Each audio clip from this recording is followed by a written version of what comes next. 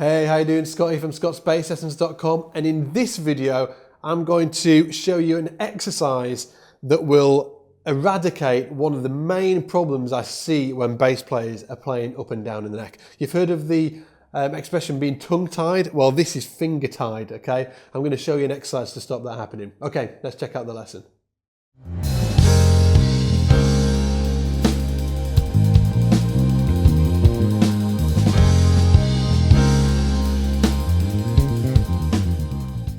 Okay, so one of the main problems I see with bass players and guitar players, I'm calling you out guys, is where you play up the neck and your eyes follow your hand. Okay, and I know this doesn't make sense. You're thinking, of course my hand, my eyes follow my hand, I'm playing. I have to look at where my hand is, and I'm not talking about this. Just sort of like loving life and, getting into the solo. I'm talking about, most of the time you're looking at your hands, and you should be, because you want to be visualizing where the notes and the harmony is within all the chords as we're playing over it. As bass players, we need to outline the chords. So we need to know and be able to visualize the chord tones on the neck. But when we're shifting from one position to the other, you need to be able to take your eyes from your hand and look at where you're shifting from, okay? Now, just to prove a point, I want you to get your finger, okay? So everybody in the world out there watching this, get your finger here now and put it in front of you. Even D-Mac behind the camera, he's putting his finger out. And I want you to touch your nose, like this, right? And you can touch your nose. Is anybody actually watching their finger? You don't need to, right? You know that you can do it. Now I want you to touch your ear. Okay, touch your earlobe. That's, you've got to be pretty accurate to do that. Now my point is that we're not doing this. And I'm not watching it as I touch my nose, I'm not doing this. I can touch my nose or my eye without looking at it, okay, my mouth. So how this relates to bass is as people are playing up and down the fingerboard, they get absolutely glued on their hand. So if you've got a big leap to make, like, for instance, okay, or it could even be bigger.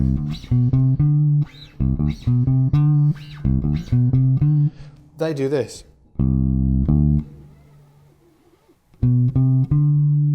See what I did there?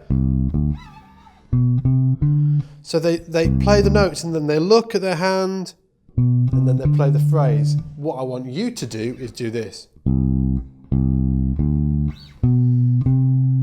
See the difference?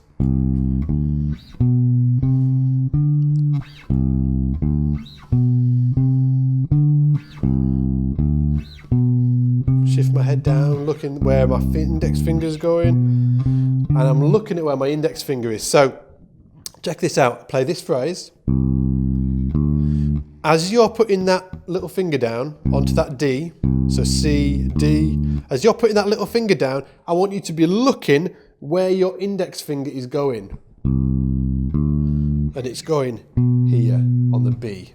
B, C, D, okay? Again, as the little finger goes down, your head shifts and looks at where your index finger is going, and then I can put my index finger there. I don't need to look at my index finger, okay? Don't need to look at it. And then we can do it on the way down as well. So, little finger goes down, I look, play there. As this little finger goes down, I'm looking back here to see where my index finger is going, and my index finger is going there. Okay, so you get this kind of loop going round.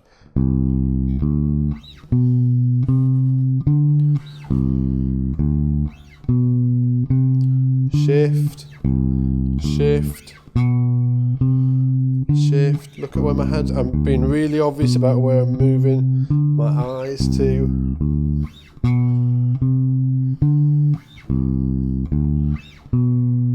Even slower.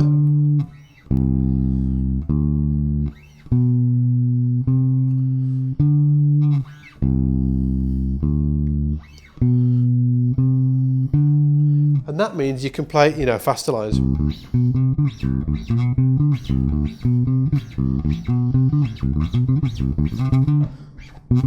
Okay, it means you can play large leaps, and as long as you know which finger you're landing on, you don't have to land on your little finger. You could land on your little finger, second finger, third finger. My point is, I'm just obviously all the fingers there. My point is that as long as you know what finger you're going to land on up here, you don't need to follow your hand. You need to be looking at where you're going before you actually make the shift with the left hand, or the right hand if you're left-handed. So there's a cool exercise that I used to use, and essentially it's just sounds like this.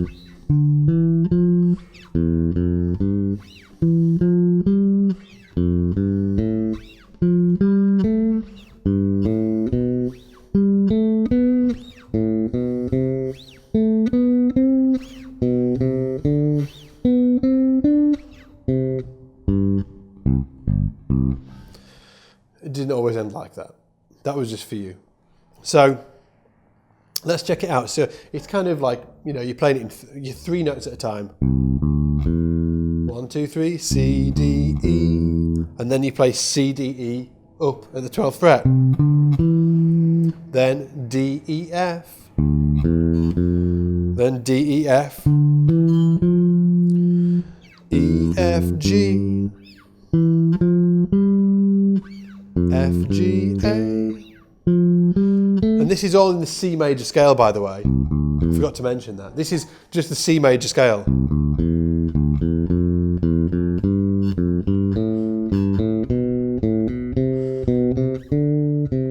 Yeah, and again.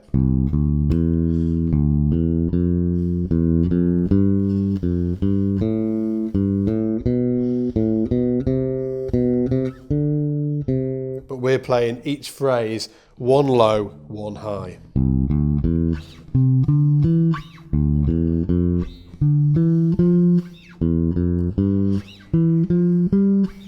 Look at my head. It moves before my hand does.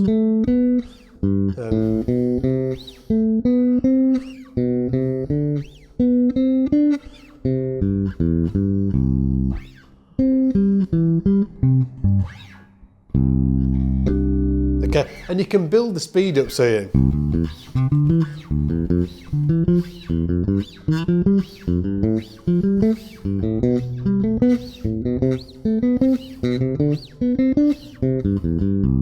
You know, you can build the speed up, but hopefully, you know, you've got a little bit of an insight into, you know, where the problems are coming from. And I've seen countless bass players doing this, countless guitar players doing it. They just get absolutely glued to their hand when they're shifting, and they think that keeping their eyes on their hand is going to help them with that shift, but it's not. Then you can also, by the way, just as a closing thing, you can do it up and down one string. So like C major, up the A string.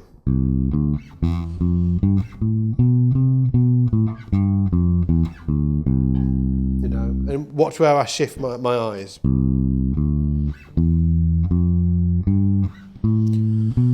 Shift.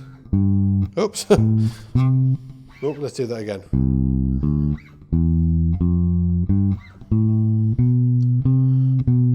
Shift. Shift. And when I'm saying shift, it's my eyes that are shifting. Shift. Shift. Shift.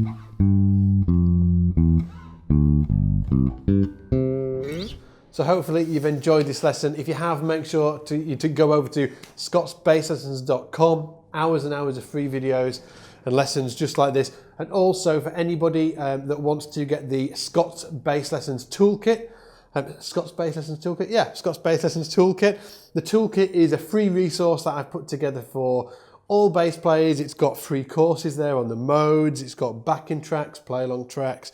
It's got a bass buyer's guide. Chris May from Overwater Basses came over and, you know, told us the top 3 or 4 things that you need to know when buying a bass. A ton of cool stuff. It's totally free, and we will link to it somewhere on this screen, and it'll be at the end of the video as well. So if you've enjoyed this video, please click like. I'll love you forever, and I'll send all my bass love to you. And other than that, take it easy, and I'll see you next time in the shed. Bye.